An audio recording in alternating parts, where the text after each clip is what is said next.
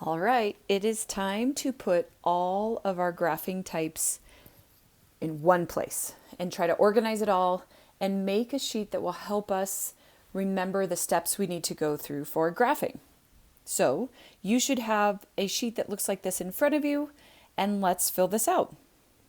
We are going to begin with standard form.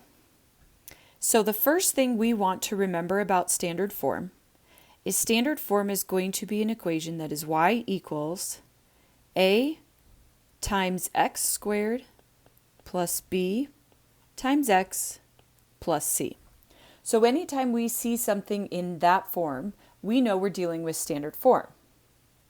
So what we're going to do first is the first thing we're going to do in standard form is we are going to find our axis of symmetry. And so I'm going to put a 1 there just to remind myself that's what I need to do first. And the axis of symmetry is going to be the equation x equals negative b over 2a. X equals negative b over 2a.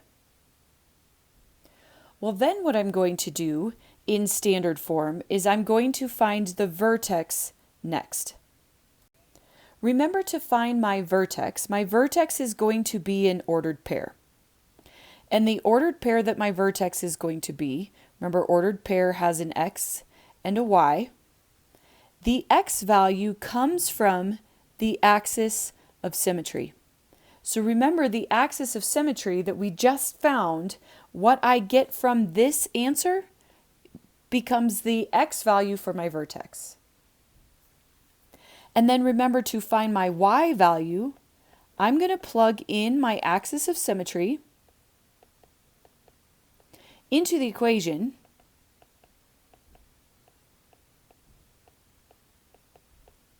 and solve for y.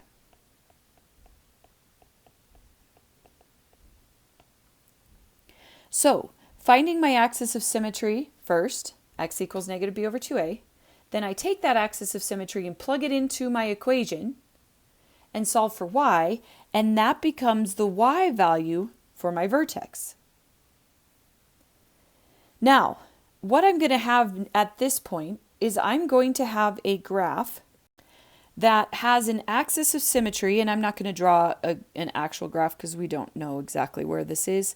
So I have an axis of symmetry, and somewhere on this axis of symmetry, I'm going to have a point, and this point right here is going to be my vertex. Those are the two things I found.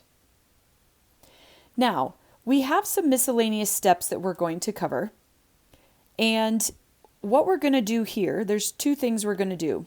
So we'll call this step 3. First, I'm going to check my a value. I want to check, and we could do this first. And I'm going to check my a value, and if a happens to be a positive number, we know the parabola should be facing up. And if a happens to be a negative number, we know the parabola should be facing down. Now, the final step that I want to do, the last, we'll call it a miscellaneous step that I want to do for standard form, is I want to find my next points. Whether you call this step 3, whether you call this step 4, I'm going to find my next points. And we know we find the next points by picking an x value either to the left or to the right of the axis of symmetry. We're going to plug it in, and then we're going to mirror image it. So we're going to pick a point just to the left or just to the right of the axis of symmetry. So if my axis of symmetry is 2, I would pick x equals 3 or x equals 1. Doesn't matter which one. And I'm going to plug it into my equation. When I plug it into my equation, I'm going to get a point. Let's say I plug in this point right here. So this point that I get here is my next point. And then what I'm going to do is I'm going to mirror image it over my axis of symmetry. So I have 2 points that are mirror images of one another. And then I can draw a nice smooth curve. Let's draw that again. And there's my parabola. So there's standard form. Now let's look at vertex form. Vertex form is going to be the equation y equals a parentheses x minus h quantity squared plus k. Now this one has very similar steps, but in a slightly different order. First thing I would do is find the vertex. Remember, the vertex here, to find the vertex, we say the vertex is hk. But remember, we put a little asterisk, a little star by the h. And the reason we put a star by the h is because we want to think of h as the opposite of whatever the sign is. Now, it's not actually opposite, it's just because the equation has a negative in it, and we in our brains don't like dealing with that negative in the equation. So the first thing we do is identify our vertex. The second thing that we're going to do is we're going to identify our axis of symmetry. And this is actually quite easy when we're in vertex form, because our axis of symmetry is actually the same value as the h we got in our vertex. You'll notice that's the case in both of these. Our axis of symmetry in our standard form became the x value of our vertex. Here, the x value of our vertex becomes the axis of symmetry. Okay, so once we do those two things, then we've got to think about our next steps. Well, our next steps, steps 3 and 4, we're going to do the exact same way we just did the steps up above. 3 and 4. So I'm just going to write ditto. Means repeat what we just did.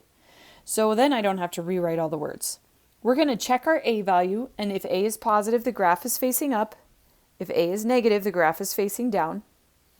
And our graph is going to look very similar as well. Now I'm going to make one adjustment. Let's say I have an axis of symmetry. The only difference here is that I know the vertex point, wherever it happens to be on this axis of symmetry, still is the vertex, but is going to be the vertex hk. It's going to come from the idea of hk. And then I'm going to graph the next points, same way I did, and then I'm going to mirror image it. So I'm going to mirror image this over the line, and now I've got my parabola. So this is our next point. And remember, you can pick a point on either side to start with, and then mirror it over. And there's vertex form. Okay, let's review intercept form. To review intercept form, first thing we're going to do is to identify the equation. And the equation for intercept form is y equals a times x minus p times x minus q. Now, this one's going to be in a completely different order. So the first thing we're going to do is actually going to fall under the miscellaneous steps. And the first thing that we're going to do is we are going to find our x-intercepts. So let's do this in, what color haven't I used yet?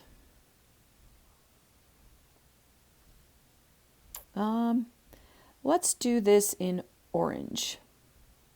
Let's see. Okay, so the first thing I'm going to do here is I'm going to find our x-intercepts.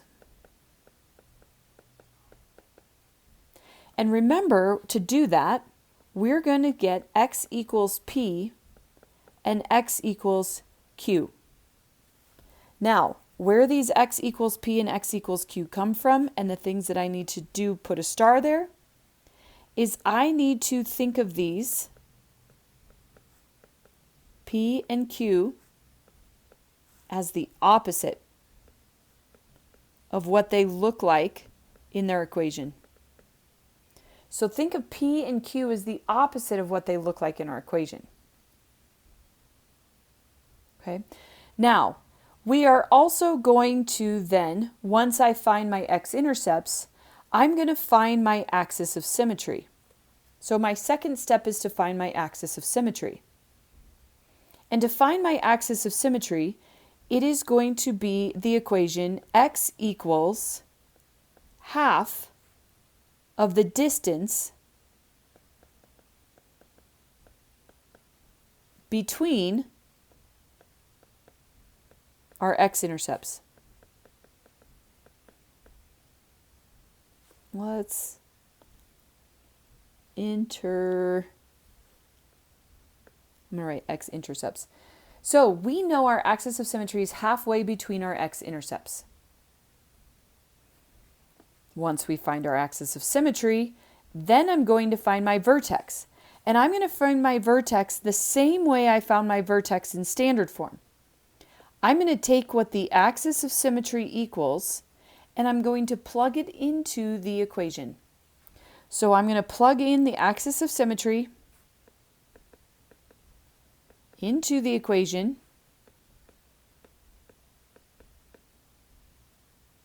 and solve for y.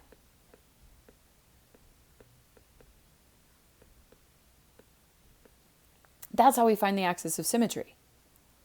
Now, it is a good idea, and maybe fourth or maybe first even, it's a good idea to check A, just like we've done it before. And if we check the A value like we've done before and we see that our A is positive, sorry, I'm too close to my mic, then it's going to go up, or if A is negative, then the parabola is going to be facing down. Okay, so this time, however, when I go to sketch a graph, if this is my x-axis, it means somewhere in my x-axis I'm going to have an x-intercept of P and an x-intercept of Q. So these are my x-intercepts. Then what I'm going to do is I'm going to find the halfway point between my x-intercepts, and this halfway point between my x-intercepts is going to be my axis of symmetry. Next, I know my vertex is going to be on my axis of symmetry, and then my parabola can chase a nice smooth curve through my x-intercepts and my vertex. I forgot to note this was my vertex. And that's how you graph intercept form. So now you should have a nice cheat sheet of all the different types of graphing quadratics: standard form, vertex form, and intercept form. And you can use this as you go through and not have to flip back and forth between all your note pages. Okay, so you have an assignment that works on reviewing all three types of graphing. Have a good day, guys.